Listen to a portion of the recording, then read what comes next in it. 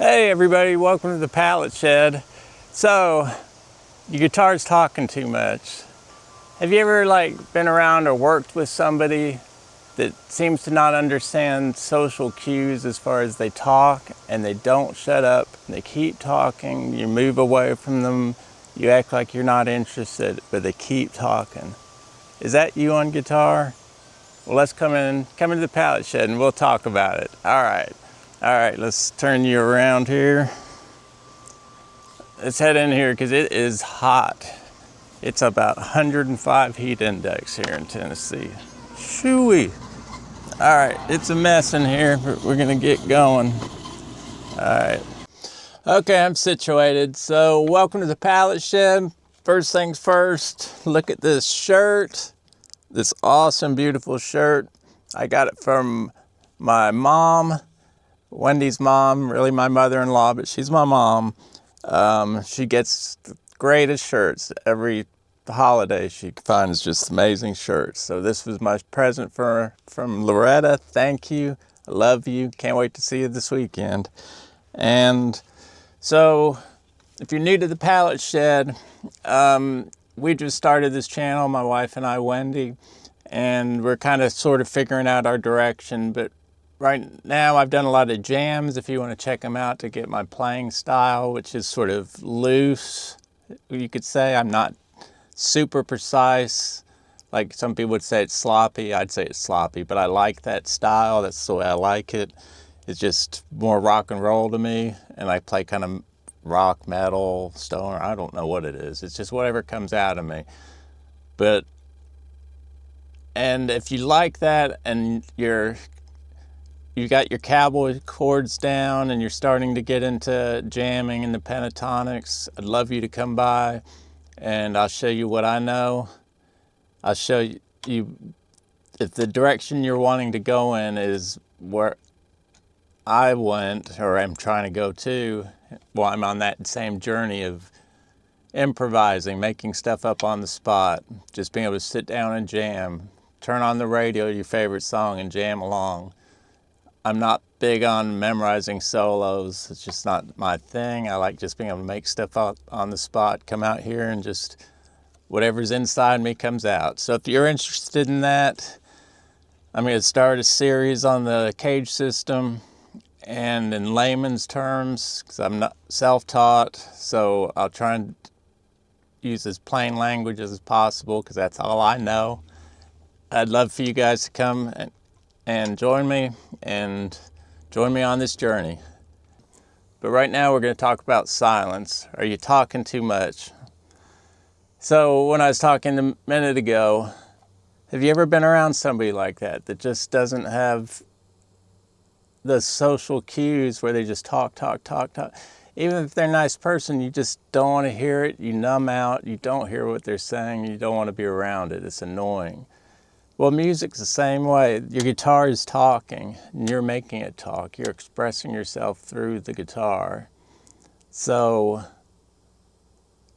in the beginning, you feel like you're advancing by being able to cram more notes in. You know, you're just, quarter notes, and you're doing, triplets, and then you're going to 16th notes. But as you mature, you realize less is more. You think of like the great storytellers, great comedians. It's all about space and silence. A comedian, if they just don't have any space between their jokes, it's just boring. And a great comedian, just the space, can tell the most crappy joke in the world and you will laugh. A storyteller, a great storyteller, can tell a story that's not that great, but you'll be hanging on every word because of their use of silence, dynamics, all these things. So that's what you got to kind of think of with the guitar. And I got great quotes. These are more paraphrases. Something like Miles Davis said this great thing. It's not the notes you play, it's the notes you don't play. And that's awesome. I've heard, if you're not sure what to play, don't play anything. It just makes the expression, your expression, so much better, and for the listener. Because I know when I play some of my solos, I'm guilty of not having enough space. That's why I'm doing the video. It's for me too, to remind myself. And I've been more conscious of it lately, but it's something you kind of want to try and get ingrained. So if you're starting out, it's an awesome thing to start ingraining in your brain as much as the scales, space. Think of yourself as talking. Think of the great singers, they've got to take breaths. You know, they do a hard run, they take a little longer to come in. It just creates such a better experience for the listener. Space you do a phrase, space allows the listener to absorb it, feel it. Even more space creates anticipation, tension for the next one. And you do that kind of build, and then you just, at certain points, you just go all out and just rip, no space at all, and it's just that intense. But if you just play notes, even soft build up, but just not allowing no space, by the time you get to the crescendo, they're gone. They're not listening anymore. Well, some will. So I do 2 little demo jams over a little backing track I made up of just some chords, and they repeat and do sort of a little turnaround.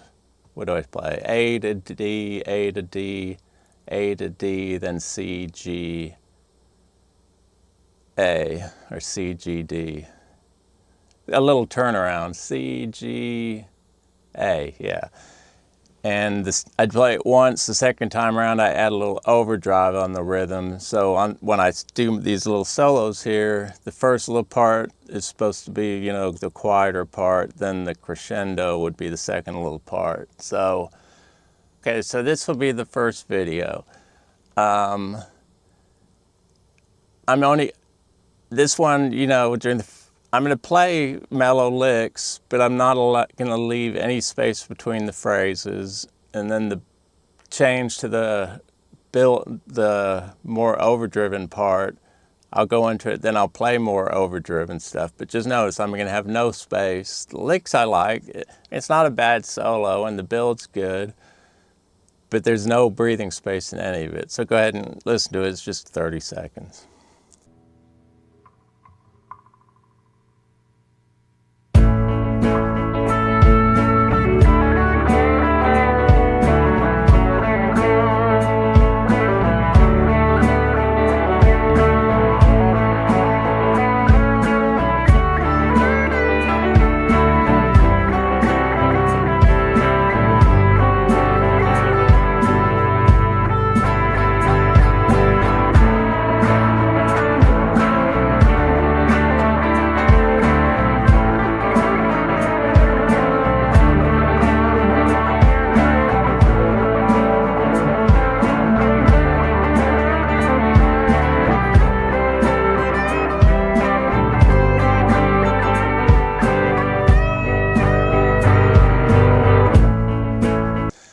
Okay, so that was the first jam, and you noticed how I did it. Now this time I'm going to play over the same thing. I'm just going to probably put in a couple licks on the first part, allow it to breathe. During the turnaround, I'm just going to let it breathe. Then even when I go off at the second part, I'll play a lick, but pause just for a second like a singer would do a breath, and build. And so the busy part is busy, but I still try and leave a breath in between phrases. And then, but you keep hitting the listener, you know, during the crescendo part pretty hard, but even just that little half-second pause just has that effect.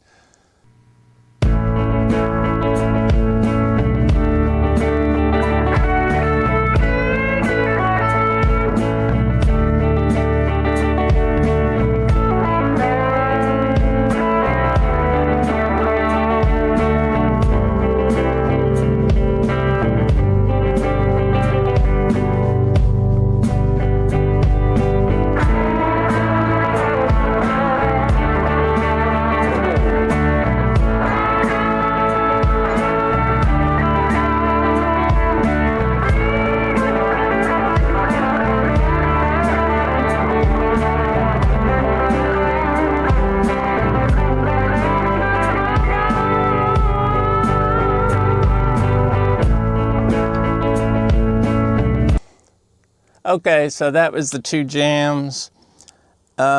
Just try and get it in your playing in your head that's how important space is. Listen to people, BB King.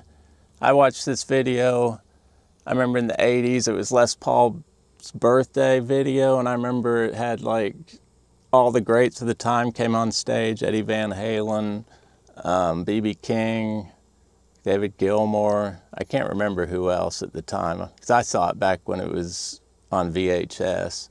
But I do remember thinking when they did a jam where they were all just trading off, when BB King came in, and at that time I was a teenager all into metal, he blew me away. I didn't like that style of music, but he just hammered it with a few notes. His timing was dead on, then it would pause, and then it was just amazing.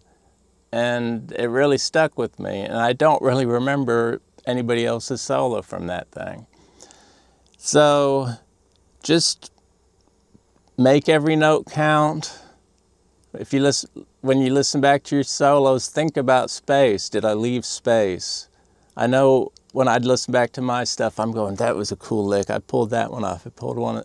I didn't think about leaving space till I'd watch somebody listen to my solo or see Wendy zone out when she's hearing a solo, because it was just bombarding her with notes that she couldn't even tell the independent phrases.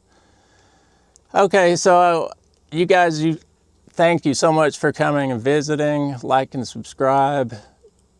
Comment. Wendy and I are just getting this started. We're kind of weaving our way around trying to figure out what we're going to do, because this is a big opportunity for us just to do something creative. You know, things happen that gave us this little opportunity because we're both working class. You know, I got a shed made out of pallets. That's all.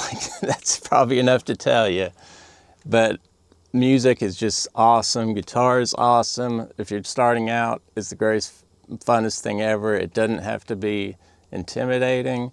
Don't worry about these videos that tell you, oh gosh, if you do this wrong, it's going to cost you 10 years. You know, I did this and it saved me 10 years, so you better do it too. If you're self-taught like me, you're going to make mistakes. You're going to learn bad techniques. But what you have now is YouTube, which is a great resource, because if you get somewhere, you can identify your mistake and fix it. Because nobody's going to, you know, unless you're going to school and have tutors and guitar teachers around you all the time, there's no way you're not going to make mistakes in technique and have to fix them later on. So just don't worry about it. Have fun. That's what I do. Have fun. That's the name of the game. All right, my brothers and sisters, have a great day, and I will talk to you later. All right, take care.